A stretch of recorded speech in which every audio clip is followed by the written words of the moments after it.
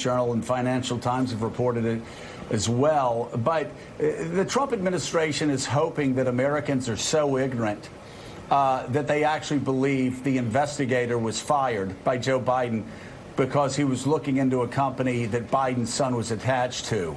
The reality, and if you can go into this a little bit, the reality is that the IMF and other Western leaders wanted this investigator fired in part because, critical point here, critical point, everybody, wait for it, Trump fans, because there was a concern he was not investigating that company and others aggressively enough.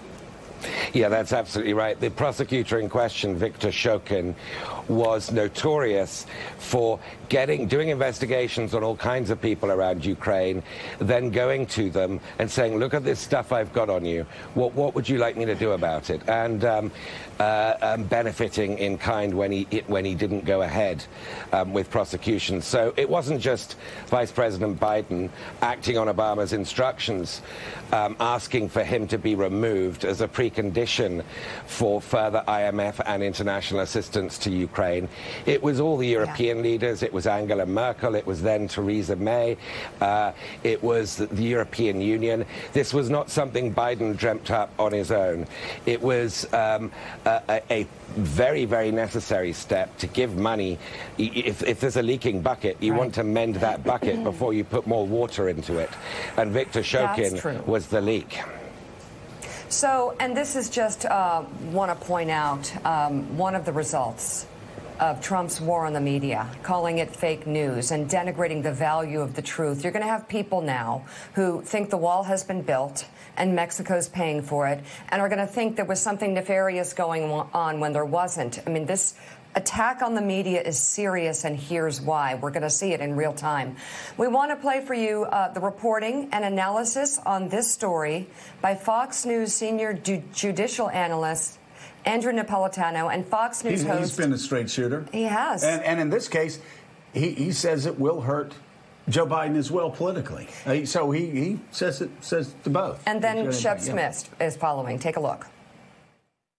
There is known evidence that Biden did anything wrong. The whole thing involved corruption in Ukraine, a corrupt prosecutor who much of the world was pressuring Ukraine to remove. Earlier this year, a Ukrainian official said there was no evidence of any wrongdoing by Joe Biden or his son, Hunter. The real issue here is the phone call, the claim that the president pressured a foreign leader to investigate a political rival, and the failure to pass the whistleblower complaint to Congress. Who's in more trouble here? The president, who had this phone call with the Ukrainian leader, or Joe Biden, who actually did have a quid pro quo with regard to Ukraine when he was vice president? Well, that depends who you ask.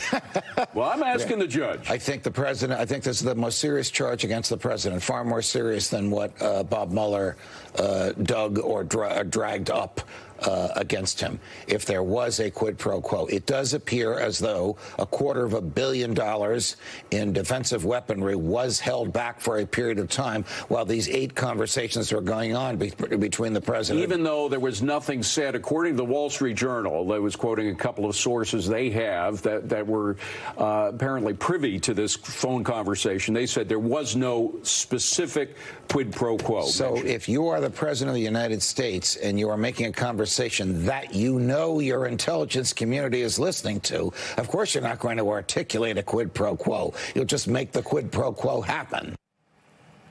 And by the way, that's Gene Robinson. That's what everybody that's following this story is saying.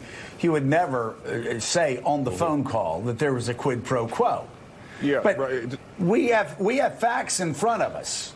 We have Congress passing $391 million of support, military support for Ukraine, after they have attacked, and Donald Trump has attacked Barack Obama for years for not sending that sort of defense weaponry to Ukraine.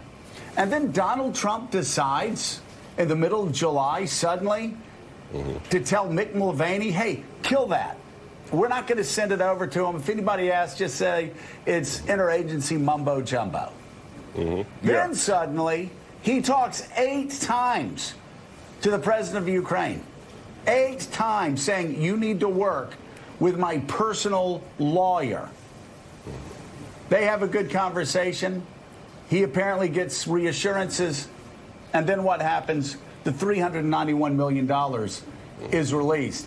I can tell you, not only in the court of law, but I would suggest among American citizens, that's pretty strong evidence.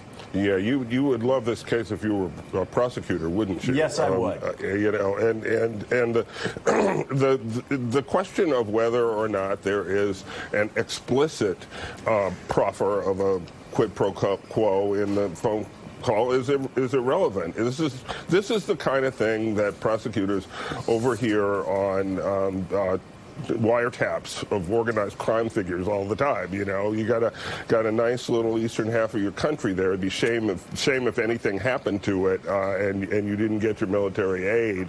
And by the way, you need to investigate my potential rival for the presidency. This is truly, well, outrageous is a word we've used many times the past few years, and so you run out of words. But the facts that we know already. I mean, let's investigate more. Let's find out more. But the facts we know already are just on their face impeachable. This is insane. This cannot. This is really bad for our country. It cannot happen in the United States of America. Maybe in, Robert Mugabe's Zimbabwe or someplace like that, but not in the United States of America. This is not the way our country does business. It's the way Donald Trump does business. And by the way, Willie, let's just look at the fact pattern here. You're the president of Ukraine. Congress has approved $391 million. You are beginning to go into negotiations with Vladimir Putin, who has invaded your country. You are desperate for that $391 million. You are desperate to meet with the President of the United States. He will not meet with you. You are desperate to get him to release the $391 million, but he has frozen it because he's told his chief of staff to freeze it and not tell people why, to say it's interagency mumbo jumbo. And it's so important. Then the president of the United States, I'm sorry. I'm talking to my jury very slowly here. I'm sorry. then the president of the United States, under that fact pattern, when he's waiting for almost $400 million in military aid to defend his country, what does the president of the United States talk about? 8 times. He talks about sending Rudy Giuliani, his personal lawyer, over and pressures the Ukrainian president 8 times to work with Giuliani to dig up dirt on his opponent who is beating him by 14 points in a series of polls. It does not take a lot of imagination to figure out what those phone calls were about. And that's why it's critical to lay it out just like that, because of the smokescreen that the president and the administration, Republicans on Capitol Hill, are throwing up right now.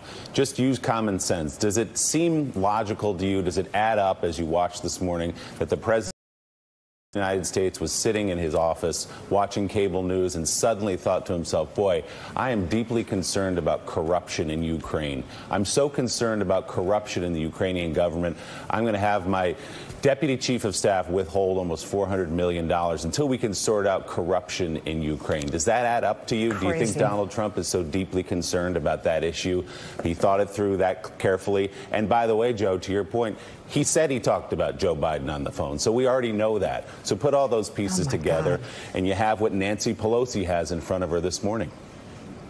And Mika, he wasn't worried about corruption because he had already gotten a report card from everybody. And as Ed Luce said, this wasn't just Joe Biden. He was acting on what Angela Merkel and the IMF and everybody else said about this previous investigator who was not investigating Biden's company again hard enough. Are these other companies? A lot of people believed he was on the take. So, again, if the president was concerned about corruption, he could have picked up the phone and he could call any world leader and they would have said, yes, this actually, you